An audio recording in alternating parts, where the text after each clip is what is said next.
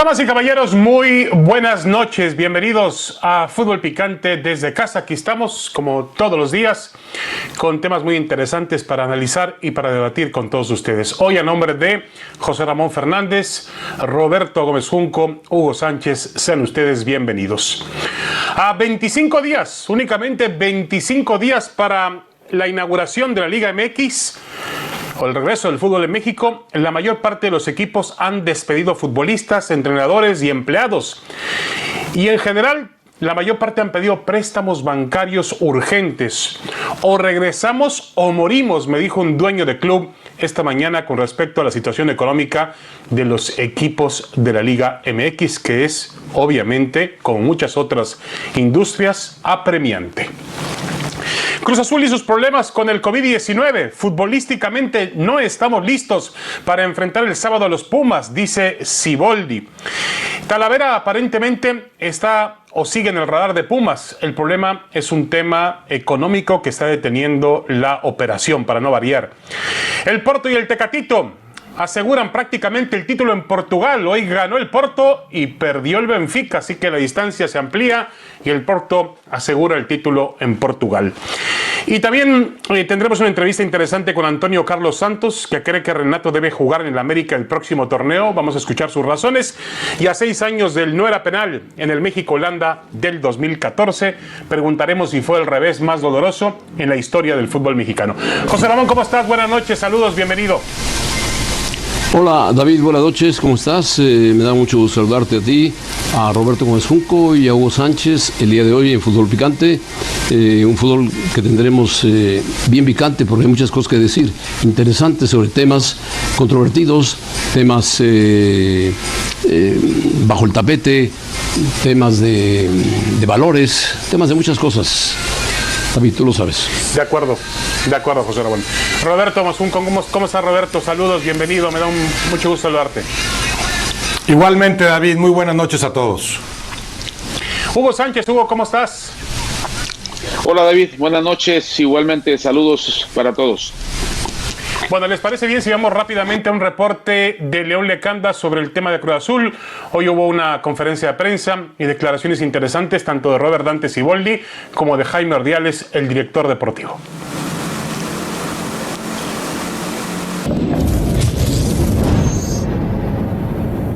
Muchas gracias, buenas noches a todos en Fútbol Picante. El día de hoy, el director deportivo Jaime Ordiales y el técnico de Cruz Azul, Robert Dante Siboldi, ofrecieron una conferencia de prensa para aclarar varios temas surgidos a raíz de este brote de coronavirus en el equipo de Cruz Azul. Para empezar, hay que decir que la información que hemos dado el día de ayer en Fútbol Picante es precisa en el sentido de que 15 personas regresaron de la pretemporada en Juriquilla, Querétaro, hacia La Noria. A partir de este fin de semana, La Noria se convirtió auténticamente en un búnker. Se ha formado un cerco sanitario, nadie puede ingresar ni salir de las instalaciones. En el caso de los elementos que han dado positivo, 8 casos, de los cuales 3 son jugadores, y también esos 7 elementos que han dado indeterminado, es decir, cuya prueba no es fehaciente y no puede definirse si es positiva o negativa.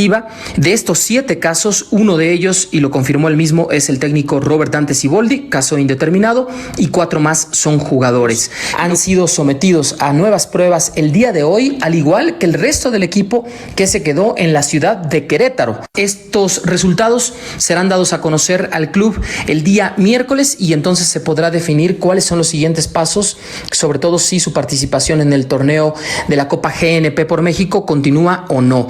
Por cierto, en cuanto a los jugadores que no aparecen en las imágenes proporcionadas por el club los días domingo y lunes, los entrenamientos en Querétaro, hay 6 que no aparecen en esas imágenes y son Julio El Cata Domínguez, Igor Lichnowsky, Milton Caraglio, Adrián Aldrete, Pablo Cepelini y Alexis Gutiérrez. El resto de la plantilla sale en las fotografías e imágenes del club, tanto en los entrenamientos del día domingo como del día lunes. Un abrazo, regreso con ustedes a Fútbol Picante. Bueno, antes de escuchar a Siboldi y a Jaime Ordiales en la conferencia de prensa, habrá que decir que Cruz Azul recibió algunas críticas, José Ramón, por llevar al equipo a entrenar a Juriquilla en Querétaro. Pero bueno, yo creo que al final del día, José Ramón, el reinicio de actividades futbolísticas va a traer un riesgo inevitable, sea en Juriquilla, sea en La Noria, sea en Tijuana o sea en Guadalajara. Va a tener un riesgo que lo estamos viendo. Habrá jugadores inevitablemente y personal que estará contagiado. Sí, por supuesto, hayas entrenado en La Noria o hayas entrenado en Juriquilla. Se supone que muchos equipos hacen pretemporada en Juriquilla. Cruz Azul hizo una pretemporada corta en Juriquilla para este torneo que inventó una televisora que tiene los derechos de los equipos que van a jugar, discriminando, tal cual la palabra, discriminando a los que no tiene.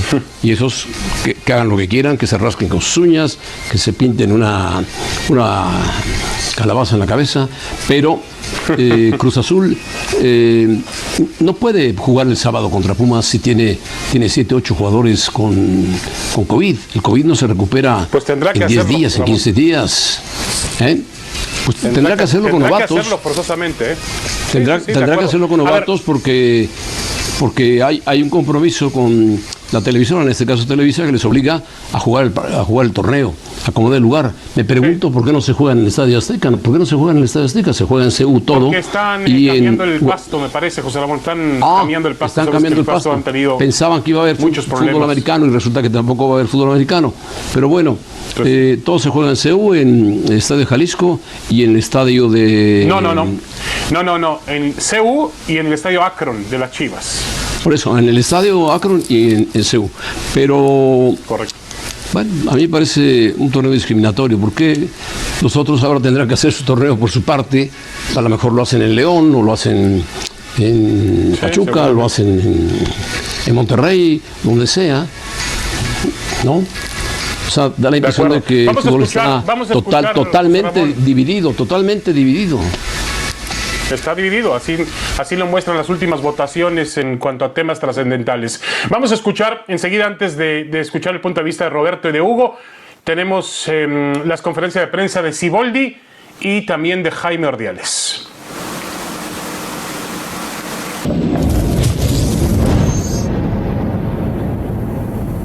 Vamos a esperar nosotros a tomar la última decisión mientras no llegan los últimos reportes y los últimos resultados, ¿no? Somos un plantel amplio, tenemos casi 30 jugadores, entonces no creemos que tengamos que usar gente de la sub-20. Si se tuviera que usar, bueno, pues tendremos que mandarlos llamar para completar los equipos. Es un torneo de pretemporada, así lo hemos entendido todos. Hay movimientos durante los partidos, hay muchos cambios. La intención es cumplir, hacer que este torneo funcione y que también nos funcione a todos los equipos que vamos a participar, ¿no? Y entonces, previendo cualquier escenario, pues también nos puede ayudar a prever cualquier contingencia que se pueda dar en el torneo ya de liga, ¿no? Sin duda que hemos tenido que modificar lo que teníamos planeado desde un inicio, cuando nos informan a último momento que se tiene que participar en este torneo. Pero bueno, ante esto tuvimos que adelantar la pretemporada, nos tuvimos que ir el 24. Odín había planeado, en base a esa planeación que les comento, Odín había planeado las pruebas para el 24, pero para ya cuando nosotros nos fuéramos a Querétaro el 29, saber quién estaba apto para ir y quién no.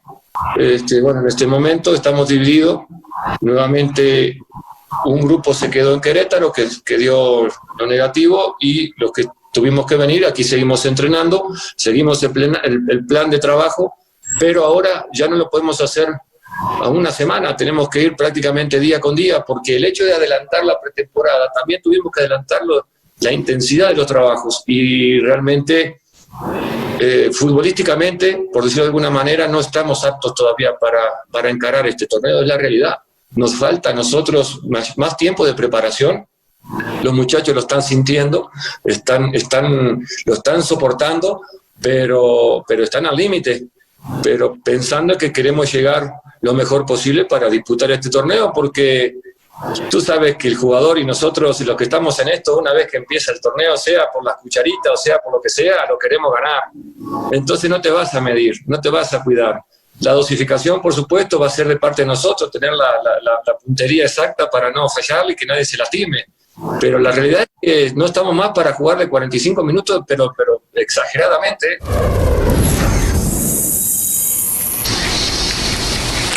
Bueno, ahí están las palabras dramáticas, ¿eh? Yo lo escucho dramático a Robert Dante Siboldi, así como Jaime Ordiales trata de decirnos mitigar el tema en que van a poder buscar jugadores sub-20 y tratar de resolver el asunto. A Siboldi sí lo veo realmente, Roberto Mosfunco, no sé cómo lo sientes tú, pero lo veo desmoralizado en el sentido de que no ha podido preparar todavía el equipo para marchar futbolísticamente hablando. Sí, preocupado como muchos otros técnicos, como los equipos en general, porque están todos ante un problema inusitado cuya dimensión no se conoce cabalmente, cuyo manejo no se domina. A mí, por ejemplo, me llama la atención porque tengo entendido que les hacen la prueba y luego viajan. O sea, viajan algunos jugadores sin saber, sin tener los resultados de la prueba. No sé si algunos tuvieron que regresarse de Querétaro a México. Y por otro lado, esta inequidad de condiciones que establece la liga, para variar. Dice, hay que prepararse, bueno, se van a preparar 8 y los 10 que le hagan como se les antoje, a ver qué hacen. Aunque, paradójicamente, después eso puede revertirse. Sí. Puede ser que afectes a estos 8 cuyo regreso estás precipitando, y parte de eso menciona Siboldi. Olvídate con que tenías 15 días más, vas a jugar ya. Claro, tienes que dosificar, manejar distinto, pero ahí entiendo plenamente a Siboldi. Es muy difícil decirle al futbolista, este torneito que en realidad no sirve para nada, esta copa por lana que quieren vender como toda una obra de caridad, no sirve para nada, pero estás en la cancha y quieres ganar. Es muy difícil escatimar el esfuerzo, dosificarlo. Juegas a tope y ahí puede haber una repercusión para estos equipos que van a arrancar antes que los otros 10. Sí, ahora lo que queda aquí claro, Hugo, es que, a ver, el fútbol no tiene aficionados en esta primera etapa, como ha sucedido en Alemania, ha sucedido en Italia, en España y en las partes donde se han anulado en Europa y hasta en América. No tiene aficionados, con lo cual yo creo que el fútbol no significa un peligro para temas generales de la pandemia, para temas generales de la propagación del virus. Si lo mantienes como un micromundo, en este caso con los jugadores de fútbol, con los entrenadores, con los preparadores, con los médicos, con todo el staff, lo mantienes, como dice Roberto, con exámenes médicos periódicos, bajo un estricto protocolo de sanidad. Yo no creo que el fútbol realmente sea un peligro para los números que hoy presenta México, pero sí es un peligro para los seres humanos, los futbolistas que lo juegan. Ahí es donde hay que tener mucho cuidado. Yo creo que la planeación, David, ¿no? Yo creo que ha estado un poco rara esa planeación, porque uno como director técnico tienes organizada la pretemporada, cuánto tiempo en el aspecto físico, cuánto en el técnico, táctico y estratégico, y cuando te anticipan o te dicen que tienes que jugar un torneo de trofeo de corcholata, pues obviamente lo hacen por el tema de la televisión y por los ingresos económicos que va a haber, y eso pues afecta a todos los entrenadores del fútbol mexicano. Pero lo gracioso es eso, que inviten a unos y otros que se las arreglan como puedan, ¿no? Así, lo que falta es planeación, pero sí, está por encima de la planeación, pues están los intereses y los ingresos, David, porque si no, no sé quién es el dueño del equipo que te dijo que o jugamos o esto se muere, ¿no? Pues es que, Hugo, sí. Ahora, David, yo te quería comentar algo, David. Sí. Tú dijiste que el futbolista entra a la cancha, se cuida, se cansa, pero el futbolista que está contagiado no puede entrar a la cancha, ni siquiera aparecerse en los vestidores, porque corre el riesgo de contagiar a sus compañeros y contagiar al rival. No, estoy de acuerdo, José Ramón. Pero entonces, no ese futbolista tiene que guardar un tiempo prudente, guardarse, confinarse materialmente, hacerse a un lado, y en eso Siboldi es donde está preocupado, porque tiene varios titulares claves del equipo, y porque estaban haciendo una pretemporada de cara al día 24 y no de cara al torneo de este sábado. A ver, José Ramón, pero por ejemplo, nosotros criticamos, y está bien, la premura para colocar un torneo, un octagonal de verano previo al torneo, la necesidad de la televisión, pero el escenario que pintaban hoy es que los 18 clubes han rebajado totalmente sus ingresos. Es decir, no van a cobrar por taquilla, no van a cobrar por taquilla. Pero los patrocinadores eso no ha pasado solamente en México, ha pasado en todos lados del mundo, en todos lados del mundo. Estoy de acuerdo, José, pero tú sabes muy bien que en Europa hay otro tipo de condiciones económicas en cuanto a la liga. En México, por el desorden y la desunión que existe, hay muchos clubes que no soportarían una debacle económica como la que se está viviendo actualmente. Y otras tarifas de televisión, David, otras tarifas. Bien, de acuerdo. Pero Pues van a tener, David. Sí. En ese caso, ¿por qué no hacer que jueguen todos? Puedes hasta poner más partidos, pero ser equitativo en el arranque, cuando se pueda, no precipitarlo, pero ¿por qué no arrancaban con un torneito inventado como este, pero que participaran los 18? Tú imagínate, 3 grupos de 6, 3 plazas en lugar de 2 o 4 plazas, juegas nada más con los del grupo, juegas 5 partidos y luego los líderes de cada grupo y el mejor entre los segundos lugares, esos 4 se van a semifinal y final. Más dinero, sí, o sea, más lana, más partidos, pero además equitativo el asunto, que los 18 se preparen cuando las condiciones estén para prepararse, para empezar a calentar de cara a ese otro torneo que se echaron a cuestas, un compromiso de cumplir con 17 jornadas, una extra en la liguilla, increíblemente, cuando hace unos meses se hacían los muy preocupados por la salud y muchos se lo creían, ¿no? Y por los ¿Dónde tiempos está la preocupación por esa salud de los jugadores? Yo entiendo la premura económica, por supuesto que hay que buscar mecanismos, pero búscalos equitativamente. O juegas y te preparas, si te transmites con tal televisora y con la otra no, siguen siendo esos otros intereses los que contaminan las cosas en la Liga MX. Bueno, yo estoy de acuerdo con Roberto en lo que dice. Es definitivamente la situación. Hay una división clara y una discriminación para algunos equipos y otros pueden prepararse. Y me parece a mí que no hay planeación. Porque son los derechos, no hay planeación, no hay unión. Lamentablemente, cada quien jala para donde puede. Cada quien defiende sus intereses y nada más. Bueno, una pequeña pausa y regresamos. Tenemos más en Fútbol Picante desde casa.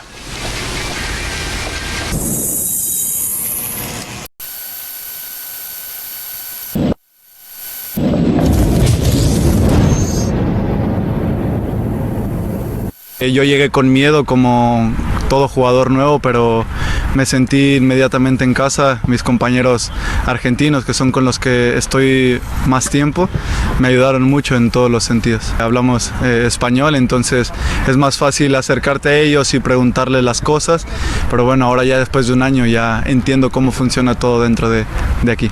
Ya sé lo que es jugar aquí, ya sé lo que es estar aquí, entonces para mí este año es muy importante porque sé que puedo dar mucho más, sé que puedo darle a la gente lo que esperan de mí y ese es mi objetivo.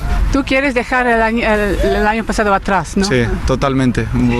Quedarme con lo bueno que me pasó, quedarme con llegar aquí, con jugar Champions por primera vez en mi vida. El primer año siempre es difícil para todos los jugadores, es un año de adaptación complicado, pero bueno, este año no hay ningún pretexto, este año quiero quedarme con todo.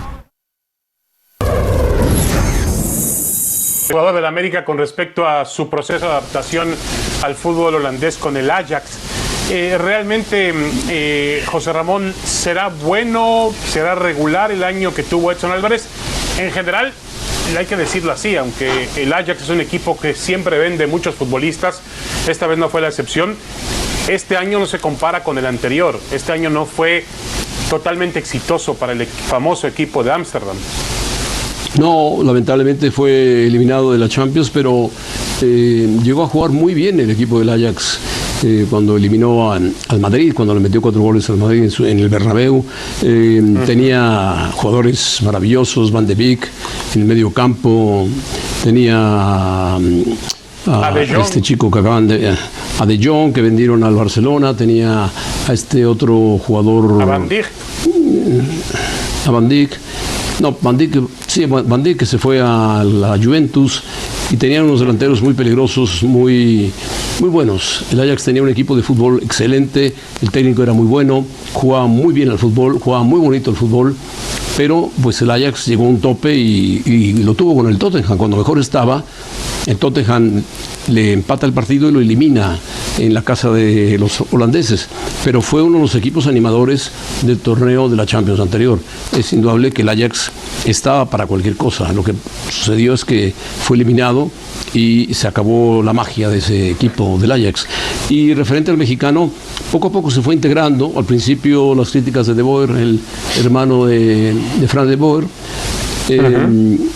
como que él no supo contestarlas bien.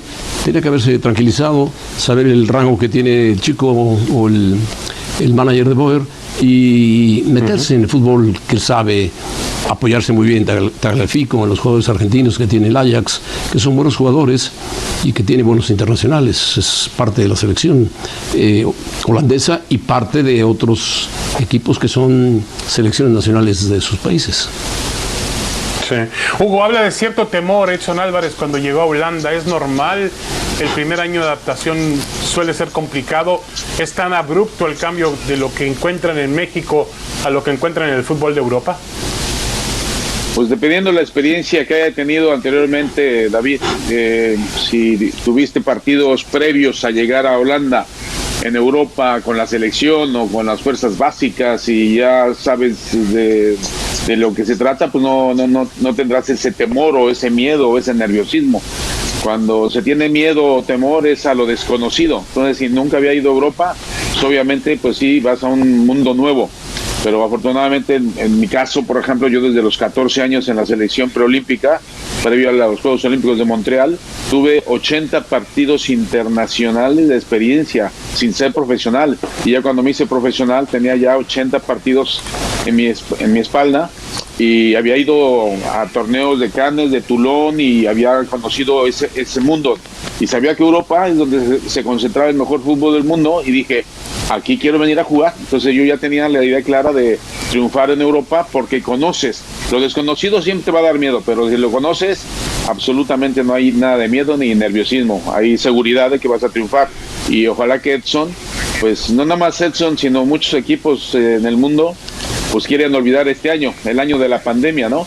Como por ahí claro. Calificó un madridista, dice, queremos salir campeones porque pandemia, creo que lo dijo Sergio Ramos. Es la liga de la pandemia y como va a ser una pandemia, esperemos en muchísimos años, pues queremos ganar la liga en este año de la pandemia, que nada más va a haber una en muchísimo tiempo.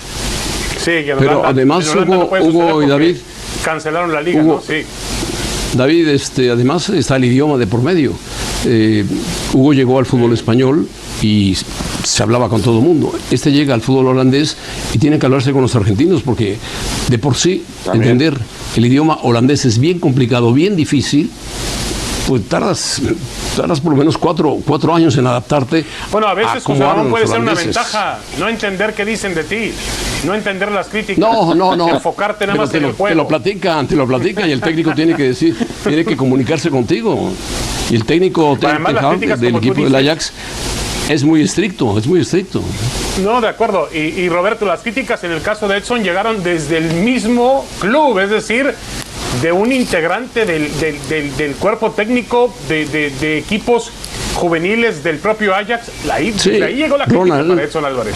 Ronald de Boer. Pero de una figura en el equipo, de una figura holandesa, figura de selección nacional. Ha sido magnífica la experiencia para Edson Álvarez, por supuesto, pero sí su tendencia ha sido descendente. Se vio mejor en el arranque y después le costó adaptarse a ese estilo de juego. Y hablamos de una liga que no tiene nada que ver con las 4 grandes ligas. Ahí entendió Edson Álvarez que el grado de dificultad es otro. Yo creo que el nivel de la liga holandesa es similar al de México, pero está muy por abajo de las 4 grandes ligas de Europa, en donde le costaría mucho más a Edson Álvarez. Tiene que consolidarse en ese equipo, en esa liga. Llegas a una liga más sencilla, pero al equipo más poderoso de la misma, lo que te brinda ciertas ventajas. El aprendizaje tendrá que ser a tope como para que Edson Álvarez aspire a otras cosas. No ha sido mala su campaña, no ha sido tan mala, pero no he visto todavía al Edson Álvarez que cerró jugando muy bien con el América.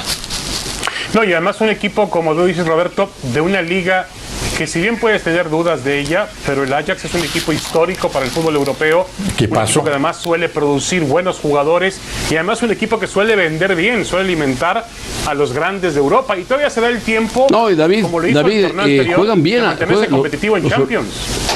Los holandeses juegan muy bien al fútbol, lo dominan muy bien. El Ajax produce jugadores, el PSV produce jugadores, el Feyenoord produce jugadores. Hay técnicos por todos lados, holandeses. El Barcelona es herencia de un holandés histórico, Johan Cruyff. Holandeses también, y bueno, sí, claro. Pues imagínate, Holanda ha producido grandes futbolistas. Para empezar, uno de los máximos futbolistas del mundo, Johan Cruyff.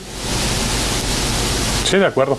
Y ya hablaremos un poco más adelante, hablando de Holanda. Hoy se cumplen 6 años exactamente de aquel día del famoso no era penal en Fortaleza, cuando México le compitió cabalmente a Holanda. Otro gran futbolista, Robin, otro gran futbolista del fútbol de Holanda. Sí. Y Schneider, que marcó el gol del empate. Hacemos una pausa y regresamos. Tenemos más en Fútbol Picante desde casa.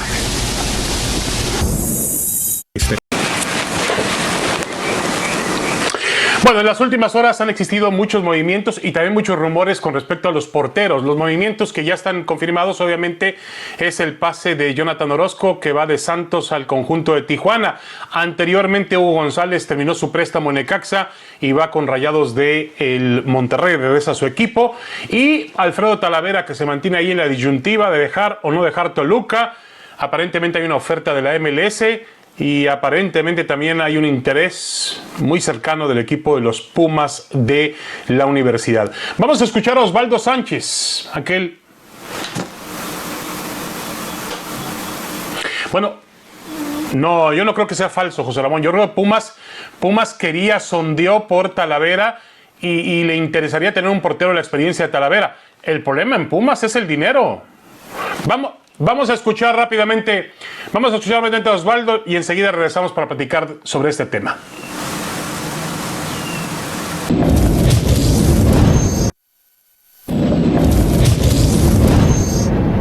¿Quién es el siguiente referente en el fútbol mexicano en la portería? Osvaldo Sánchez. Me parece que después de Memo Ochoa hay un bosquejo importante en la portería. Creo que el que tiene que seguir la secuencia sería sin duda Jonathan Orozco, porque es el que está en selección con Tata Martino. A mí me encanta Talavera, pero tal vez por edad ya no le alcanzó a ser ese referente importante en selección. Chuy Corona ya lo fue en su momento. Recuerda que estuvo en la consecución del título más importante del fútbol mexicano, la medalla olímpica. Entonces yo creo que Jonathan es el siguiente. Creo que puede, después de la partida de Memo Ochoa, a tomar ese puesto de portero de la selección. Tiene 34 años Jonathan Orozco, jugó más de 300 partidos con los Rayados de Monterrey y 114 con el Santos Laguna. Ahora va a ser portero de Tijuana. Dice Osvaldo Sánchez, exportero de la selección mexicana, de Chivas, de Santos, hoy comentarista de TUDN, que le ve cualidades para convertirse, José Ramón, en el portero número 1 de México de cara al Mundial, aunque todavía Guillermo Ochoa está vigente y podría jugar sin ningún problema en Qatar 2022. Bueno, eso depende de Tata Martino, pero Jonathan Orozco, por lo que dice Osvaldo, anda cerca de los 500 partidos entre los que jugó con Monterrey y con Santos. Es un portero bueno, es un portero que es seguro, no tiene a lo mejor la personalidad que tenía Ochoa o que tenía Osvaldo en su momento o que tenía Campos, pero es un buen portero, es un portero que te da seguridad futbolística, sabe jugar con los pies, es inteligente, es maduro, ha madurado mucho, tiene 34 años, llegaría de 36 al Mundial. Martino seguramente lo tendrá en su tabla de porteros, pero no hay que descartar a Ochoa. Lo que es que Ochoa ya es mayor, anda en 37, llegaría de 40, ya un portero de 40 pues solamente de Buffon para adelante. Roberto Mascunco, además siempre se ha hablado de las características de Jonathan Orozco para jugar bien con los pies, para ayudar en las salidas, para adelantarse, tomar riesgos. Un portero diferente a Guillermo Ochoa en cuanto al estilo. ¿Crees que se adapte un poco más a las condiciones de juego que propone Martino para el Mundial, para la eliminatoria y para el Mundial rumbo a Qatar 2022? Bueno, cualquier portero que funcione con los pies tiene una ventaja en ese renglón, pero si consideramos todo lo que necesita un gran portero, siendo un porterazo Jonathan Orozco, siendo de nivel de selección, yo sigo viendo a Guillermo Ochoa para Qatar. O sea, dentro de 2 años, en el momento se ha consolidado, después de empezar un tanto inciertamente con el América, terminó teniendo una gran campaña, creo que fue el mejor portero mexicano en el torneo anterior. O sea, sí veo a Guillermo Ochoa consolidado, sigo viéndolo como titular en Qatar, aunque por supuesto Jonathan Orozco, no sé si todavía Talavera, el mismo Corona, podrían pelearle por ese puesto, pero pensar en quién suplirá a Guillermo Ochoa como un portero de la selección mexicana que cubra toda una época, yo creo que tendríamos que buscar a porteros más jóvenes. Ya hablabas de la edad de Jonathan Orozco, 34 años, tampoco lo veo como el futuro de la portería en la selección mexicana. Sí, porque tienes que modificar, Faitelson, tienes que modificar a Jonathan Orozco de Qatar para el Mundial siguiente 2026, y esa es para Hugo Sánchez, el centro. Tienes que modificar un portero, y ¿de dónde sacas un portero nuevo? Que esté preparado para la selección nacional. Está Jurado, Gudiño. No me digas, no me digas Gudiño. Está Sebastián Jurado, que es un portero joven. Hugo González. Puede ser. El chavo de Toluca, Luis García. Pero de que hay tienes talento, que empezar a ¿no? prepararlos ya. A ver, tienes que empezar a prepararlos y foguearlos. Ahora, a ver qué dice Hugo. Se están anticipando, José Ramón, otra vez a la jugada. Bueno, ya recibí el pase, José Ramón. Fíjate que efectivamente fue un centro de izquierda. Me parece muy bien. Bueno, pues lo voy a rematar. Fíjate que tuve la oportunidad de dirigir a Jonathan Orozco y pues sí, es un jugador que te ayuda muchísimo. Puede jugar hasta de líbero, ¿no? Cuando hay necesidad de ser más atrevido, más agresivo, él puede salir fuera del área con el balón controlado, tiene un golpeo de balón muy, muy bueno y aparte es líder.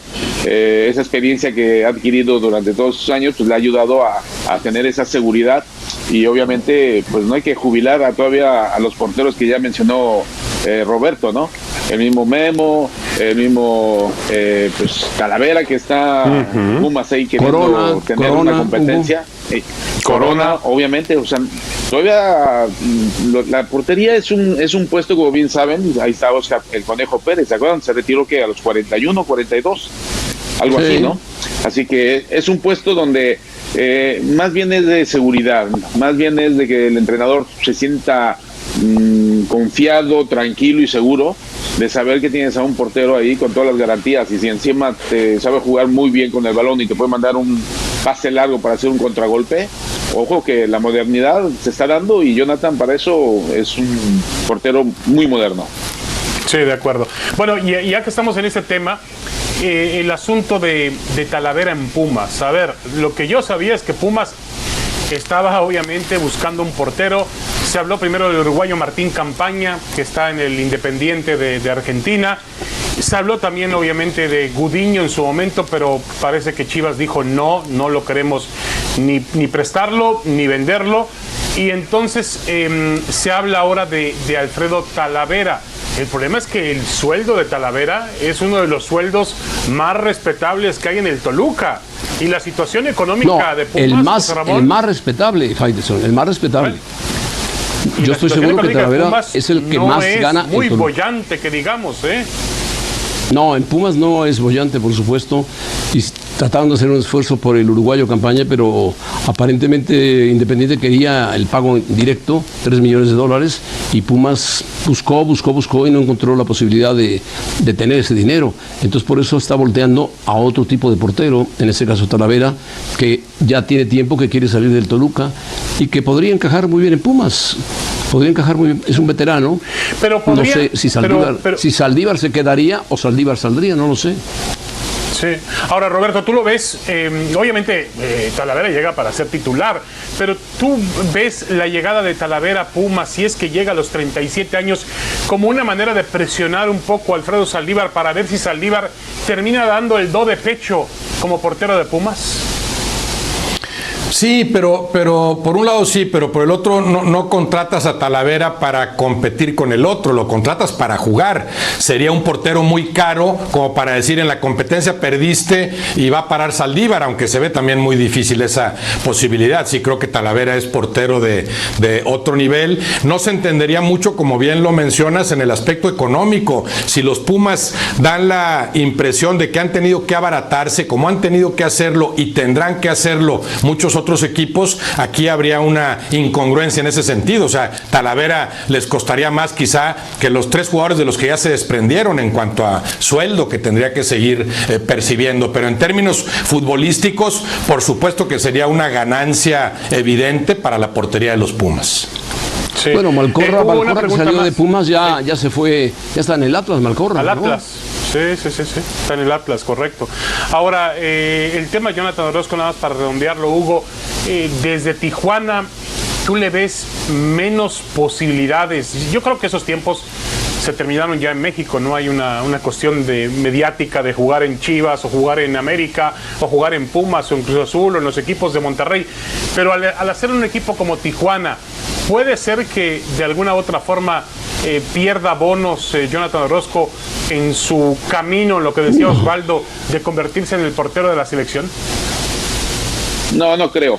Jonathan tiene mucha personalidad y llama mucho la atención. Más bien los que se quejan son todo el equipo de Xolos. Recuerda que está muy lejos de la Ciudad de México y sienten como que la pantalla, como que las entrevistas, como que los micrófonos no se acercan mucho a este equipo y se sienten un tanto olvidados. Pero yo creo que con la llegada de Jonathan va a ayudar y alimentar a que estén más pendientes de los Xolos, y dependiendo cómo vayan en el torneo, si arrancan bien, obviamente llamarán más la atención. Pero yo creo que Jonathan sí va a llamar mucho la atención y le va a dar mucha seguridad al equipo de Xolos allá. Y lo que estaba queriendo comentar para terminar es lo del tema de Saldívar, Cuidado que, como dice Roberto, lo de la competencia, esto, lo otro, pero Talavera sale libre, supongo, de Toluca. No hay nada que pagarle al Toluca por el pase porque el contrato de Talavera habrá vencido. El salario, ¿no?, es muy alto, Hugo, Pues ahí es donde tendrán que hacer una buena inversión los de Pumas, y Talavera, pues si quiere estar en un equipo importante y grande como es Pumas, pues tendrá que ceder un poquito. Pero ojalá sí se llegue a un acuerdo. Sí, yo no soy promotor, pero ni tampoco me dedico a colocar jugadores de ninguna manera, pero yo creo que si Pumas no tiene dinero para Talavera o para campaña, pues ahí tiene a Lahoud, el portero de Tijuana, que tiene 26 años, que era un proyecto en su momento interesante, correcto, que ha tenido ciertas dudas, pero si quiere un portero joven de la capital, además, hecho en Cruz Azul, puede tenerlo ahí como para competir con Saldívar y tratar de hacer mejor a Saldívar, o recuperar a Lahoud. Sería interesante. Hacemos una pausa y regresamos.